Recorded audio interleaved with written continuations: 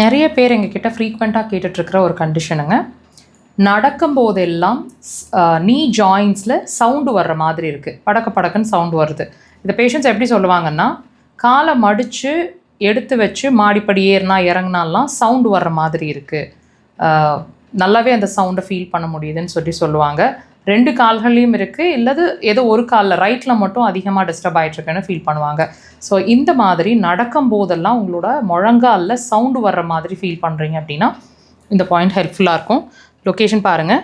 கால் பாதத்தில் மெட்டி போடுற பெண்கள் மெட்டி போடுற விரலுங்க, பெருவிரலுக்கு பக்கத்து விரல், சுண்டு விரல் வெளி சைடில் நகக்கண் மார்க் பண்ணியிருக்கிறாங்க எக்ஸாக்டாக. உடன் இன்ஸ்ட்ருமெண்ட்ஸ் வச்சுருக்கிறீங்கன்னா உடலை விட்டு வெளியே ப்ரெஷர்ஸ் கொடுக்கணும். இப்படிங்க, இப்படி விரல்கள்னால் இப்படி கிளாக் வைஸ் டைரக்ஷன்.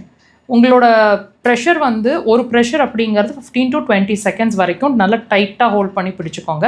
நகக்கண் கிட்ட இருக்கிறதுனால நீங்கள் ப்ரெஷர் கொடுக்கும்போது மைல்டாக வலிக்கும், பரவாயில்லைங்க, அந்த வலியை பொறுத்துக்கலாம்.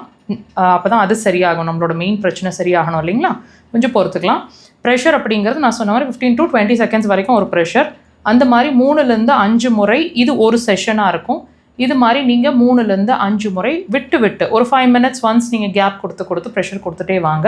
ப்ரெஷர் வந்து ஒரு காலில் உங்களுக்கு வலி இருந்தாலும் சரி, 2 கால்கள்லேயும் அந்த சவுண்டு இருந்தாலும் சரி, நீங்கள் ப்ரெஷர் வந்து 2 கால்கள்லையுமே அந்த விரலில் கொடுத்துட்டே வரணும். நான் சொன்ன மாதிரி அதை ரிப்பீட் பண்ணுங்கள்.